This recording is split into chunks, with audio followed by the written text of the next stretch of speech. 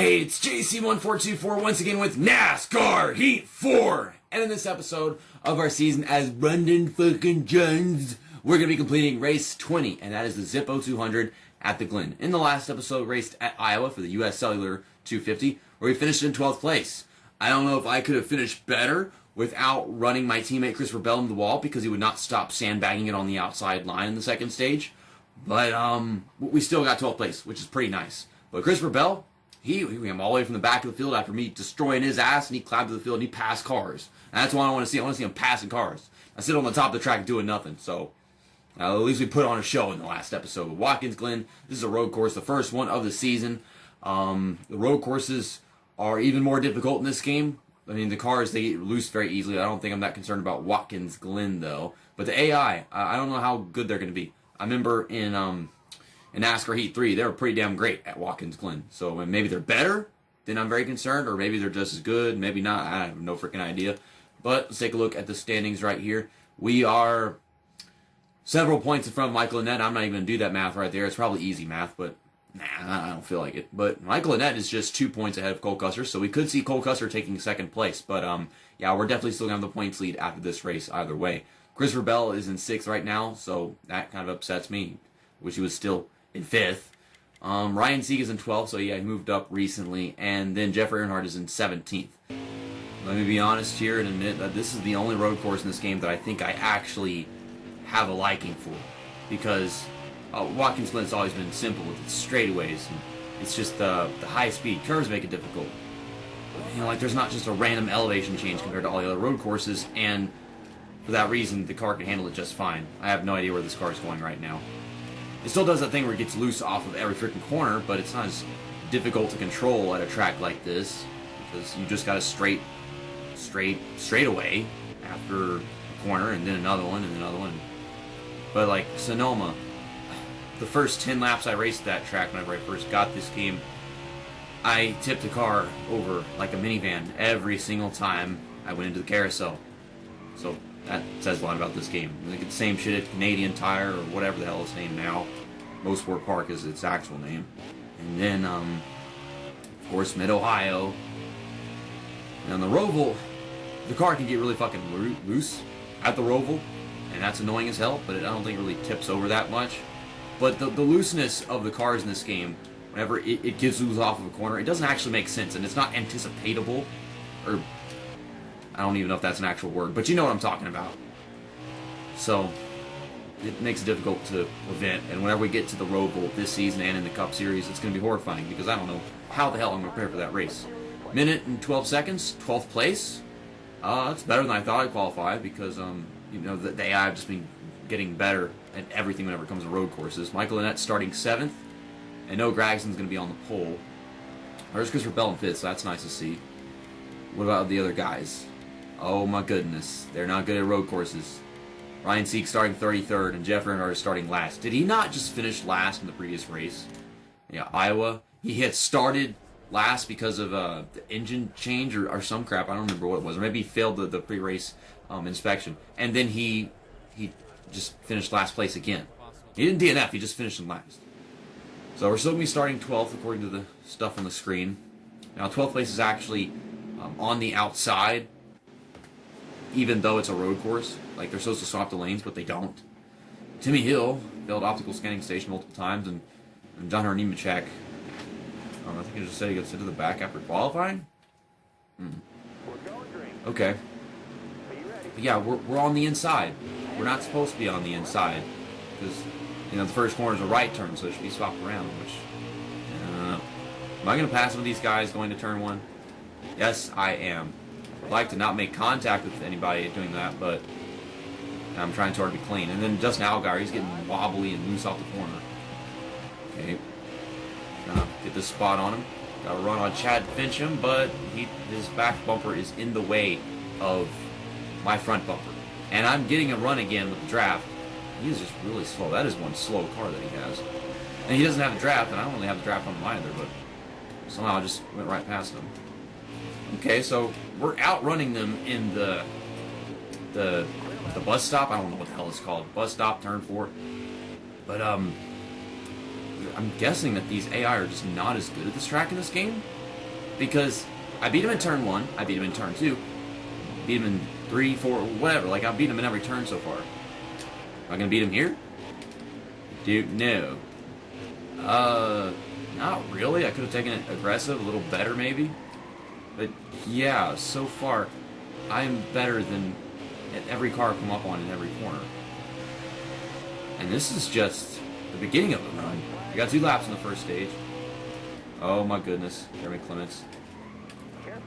I'm trying to make a crossover or something, but he's holding that bottom and he's got his bumper underneath me. Okay, we gotta run off turn 1.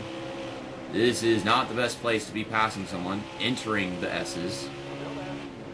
Yeah, we're still getting a run off. We're just significantly faster. I was not expecting this. I got Chase Briscoe over there, right? Yeah, he's taking off. Well, that's going to end the first stage of the race. I couldn't catch back up to Chase Briscoe. I might have caught him a little bit in the bus stop, but I wasn't noticeable just because he had pulled so far away with me battling with Jeremy Clements. Why is Jeremy Clements so good in this game? Is he that good in reality? I'm the real JC. That's not the racist JC. I'm not the racist JC. I'm the good JC. I think I'm like the only JC, aside from like JC 1997 or whatever that guy's name is in this NASCAR community.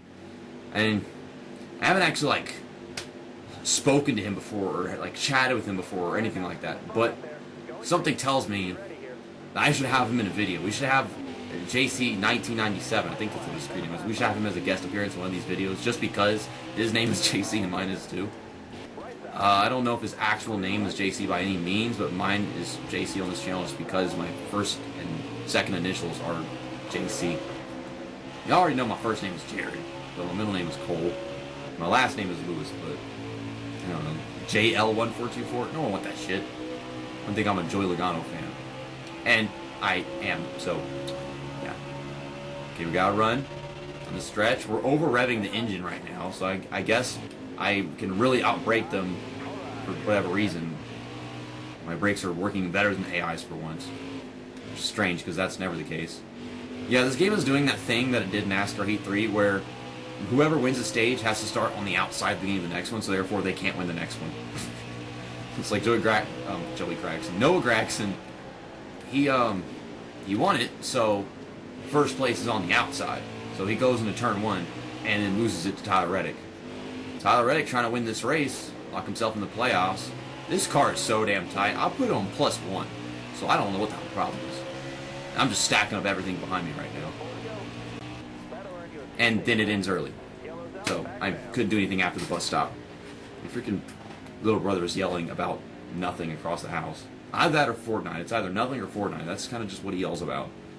He could be just yelling for no reason. Okay, well, pit stops. We'll get 4 tires. I have 2 seconds of damage to the road course. I'm not fixing that. And we'll get 1.5 to fill up the tank. Actually, we'll just get 1, because I'm pretty sure we're going to skip a lap under this caution. I'm pretty sure. I didn't gain any position, so I guess they all did the same thing. Of course, I mean, it's more determined by the tires than the actual field. How many laps to go? 5 laps. Okay, so I was correct on that one. It's 2 laps, not even 1. I want to pass. I want to go somewhere. I want to make moves. We're 3 wide off of turn 1. That's the thumbnail, by the way. Gotta be the thumbnail. That was dirty. I mean, me pushing in Tyler Reddick. I mean, I didn't really want to do that, but it kind of had nowhere to go. I almost spun my race car coming off the S's because my front tire was coming off the ground. So, yeah, bicycling. It happened. It happened in this video. Barely, but it happened. Oh my god, I'm overdriving the bus stop. Thank you for not giving me a penalty. I know that doesn't look like something that would be deserving of a penalty, but this game is that freaking dumb. Whenever we go to the Roval, I'm going to get like 5 penalties. I'm going to get a penalty every freaking lap. Specifically in the back stretch. So I'm just going to pull away, and we're going to win this race. At least I think that's what's going to happen. Alright now, I need 2 more good laps from you.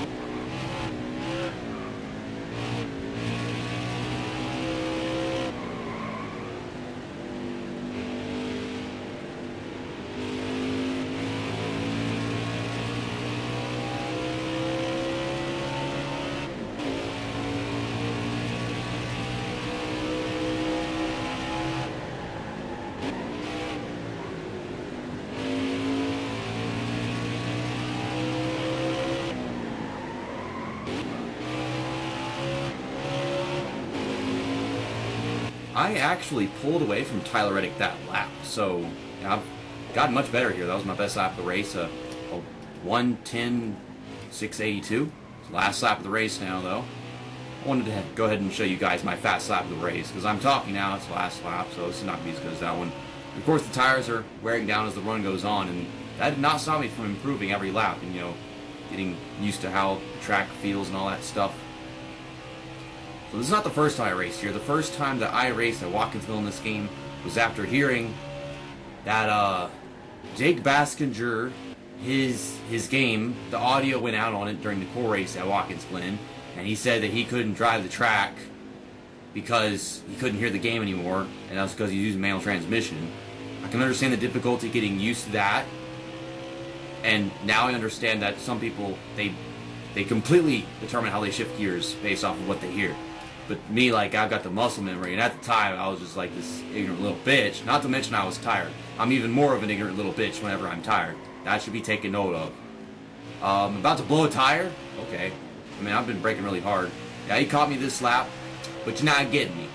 What was this, our 7th win of the season? Ridiculous.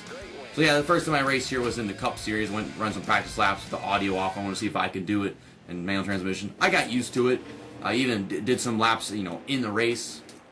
So, some people can, some people can't. Depends on how you actually do the shifting of the gears and everything. But we're doing some donuts. Watkins Glen. Zippo. What is Zippo? I don't freaking know. Generic trophy. My Toyota soap opera.